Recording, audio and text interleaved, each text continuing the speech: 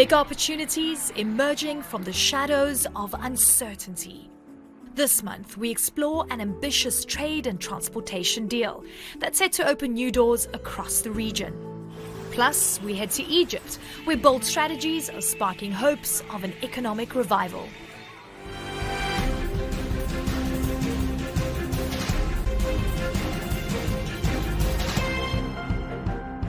Welcome to Marketplace Middle East. I'm Eleni Jakas here in the UAE capital, Abu Dhabi.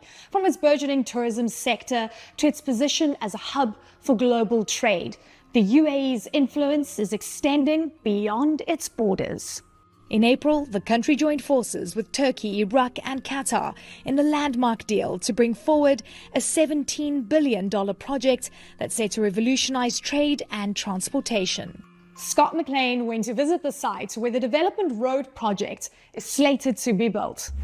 We are in southern Turkey where these trucks are just gearing up to head into Iraq. Right now, this is the center of commerce between two countries, but soon it could be a major transit hub for the whole world.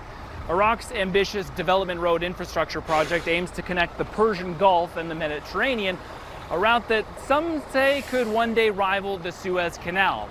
But with Turkey's economy sputtering and Iraq plagued by instability, there is no shortage of challenges. The road to Iraq is wide open until you reach the border.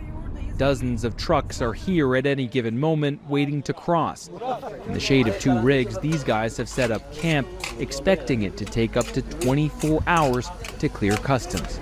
Honestly, the Turkish economy is collapsing right now. There is no work. We can only do 3 trips a month. Our biggest problem is the waiting in line. If we could wait at home with our children, it would be nice. Plus, the roads in Iraq, they say, are terrible, full of potholes. Our trucks get ruined. Zigzagging, turning all the time. If you close your eyes, you are on the edge of a cliff. But help is on the way. Back in April, Turkey, Iraq, Qatar, and the UAE signed on to a massive deal, potentially marking the beginning of a transformative era. The $17 billion Development Road project will start at the Persian Gulf. New roads and railways will stretch all the way to the Turkish border. From there, goods can reach the Mediterranean, Europe, or beyond. Alice Uruk personally knows many of the drivers in the queue and the challenges facing the industry he advocates for.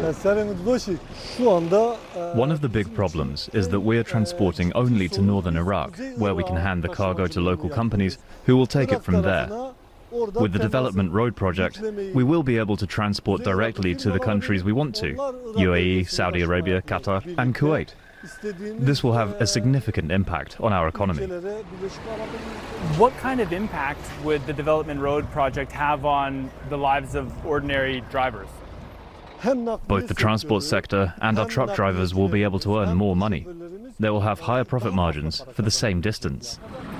This is the river that separates Turkey and Iraq. This is the only major commercial crossing between the two countries, but the plan is to build a whole new one about 15 kilometers downstream in that direction.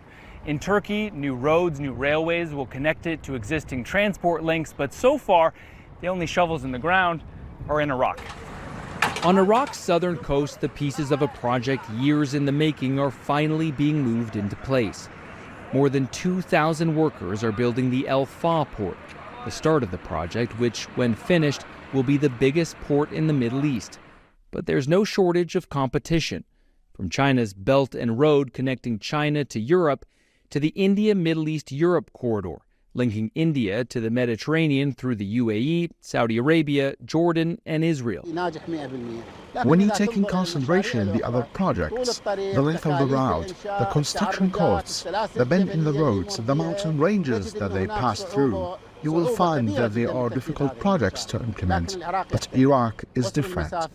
There is a shorter distance, the land is flat, and there is a rail link between the port on one side and via a land bridge with a port on the other side. The road may be flat, but the challenges are steep. Political instability, corruption, war, and terrorism all threaten to derail the project. These issues will be solved by the road linking the Arabian Gulf and the Mediterranean Sea.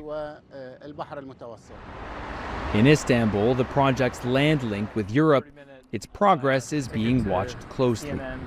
This project, first of all, is a huge potential for Iraq. Business obviously likes stability. Yes. When I think of Iraq, though, stability is not the first thing that comes to mind. That's true. There are many problems. The state institutions are really weak. Security is the main problem. ISIS is still, trying to resurgence in Iraq. And there are also other security problems which are emanated from the other terrorist organizations such as PKK. Does Iraq need to be stable for this project to work, or will this project bring the stability? Yeah, I think there is a mutually constitutive relationship between these two. Yes, this project will of course stabilize Iraq, but at the same time, the other dynamics can harm the project. It has been a long time since the transport links over there in Iraq that, of course, connect here in Turkey got a substantial upgrade. Those ancient trade routes in Mesopotamia have been neglected now for decades. But if this development road project came to life, it could be a win-win for Iraq and the region. No one expects it to be a cure-all for Iraq's problems, but it would be a pretty good start.